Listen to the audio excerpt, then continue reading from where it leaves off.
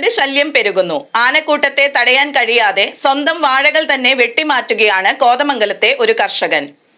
കൊക്കോയും വാഴയും ചേർന്നായിരുന്നു കൃഷി. എന്നാൽ വാഴ തിന്നാൻ എത്തുന്ന കാട്ടാനകൾ കൊക്കോ മരങ്ങളും നശിപ്പിക്കുന്നത് പതിവായി. ഇതോടെ വാഴകൾ കർഷകൻ വെട്ടിക്കളയുകയായിരുന്നു.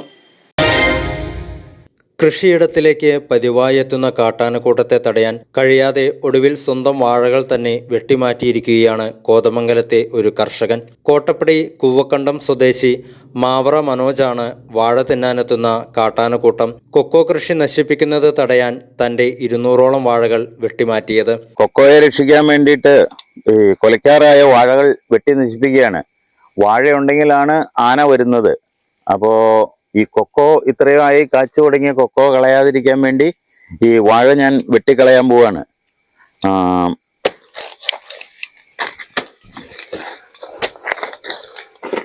ഇന്നലെ രാത്രിയിൽ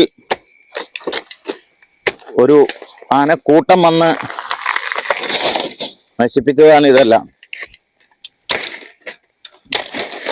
കഴിഞ്ഞ ദിവസം പുലർച്ചെ എത്തിയ കാട്ടാനക്കൂട്ടം കുലച്ചതും കുലയ്ക്കാത്തതുമായ 100ഓളം വാഴകളാണ് നശിപ്പിച്ചത്.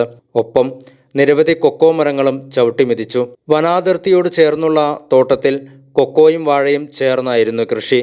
എന്നാൽ രാത്രിയാകുമ്പോൾ വാഴ തിന്നാനെത്തുന്ന കാട്ടാനക്കൂട്ടം കൊക്കോ മരങ്ങൾ ചവിട്ടിമെതിക്കുകയും വ്യാപക നാശനഷ്ടം ഉണ്ടാക്കുകയും ചെയ്യുന്നത് പതിവായിരുന്നു.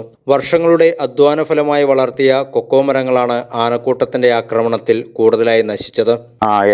ഏകദേശം ഒരു 100 വാഴയോളം ഇന്നലെ കളഞ്ഞിട്ടുണ്ട്. ഒറ്റ രാത്രിയിൽ ഒരു ആനക്കൂട്ടമാണ് ഇവിടെ വന്നിരുന്നത്. എത്ര എണ്ണം ഉണ്ടെന്ന് അറിയില്ല.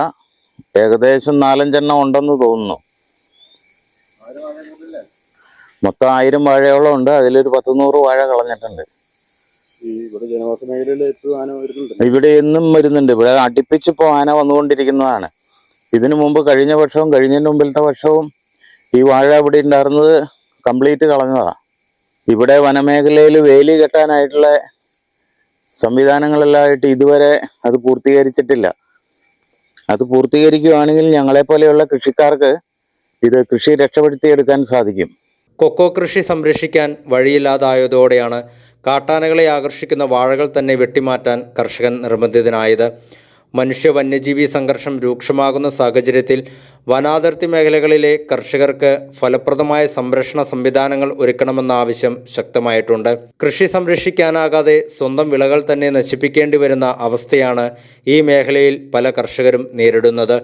ചീനിക്കുഴി കൂവക്കണ്ടം ഭാഗത്ത് എൻ്റെ വാഴയും കൊക്കോയും വെച്ചിരിക്കുന്ന തോട്ടത്തിൽ ഇന്ന് പുലർച്ചെ ആന വന്ന് വാഴയും എല്ലാം നശിപ്പിച്ചു. ആ വാഴ മറിച്ചിട്ടപ്പോൾ ചവിട്ടിക്കൂട്ടി കൊക്കോ, നന്നായിട്ട് കാവലുള്ള കൊക്കോയും കണ്ടമാനം കളഞ്ഞു. ഇപ്പോൾ അതിനെ രക്ഷിക്കാൻ വേണ്ടി, കൊക്കോയെ രക്ഷിക്കാൻ വേണ്ടിയിട്ട് ഈ വാഴ കംപ്ലീറ്റ് ഞാൻ വെട്ടിക്കളയാണ്. കൊലച്ചതും കൊലയ്ക്കാറായതും വലുതും എല്ലാം വെട്ടി നശിപ്പിച്ച് ക്ലിയർ ചെയ്യാൻ പോവാണ്. എനിക്ക് കൊക്കോ രക്ഷിക്കണം. അതിനുവേണ്ടി ഇവിടെയെല്ലാം ജനവാസ മേഖലയാണ്. അടുത്ത എല്ലാം നിറയെ വീടുകളുള്ള ജനവാസ മേഖല. ആളുകൾക്ക് ഇവിടെ കിടന്നുറങ്ങാൻ വരെ പേടിക്കേണ്ട അവസ്ഥയാണ്.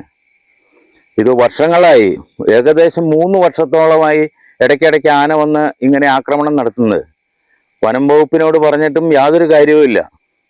ഞങ്ങൾക്ക് ആകെ ഒരു അരക്ഷിതാവസ്ഥയാണ് ഞങ്ങൾക്ക് തോന്നുന്നത്.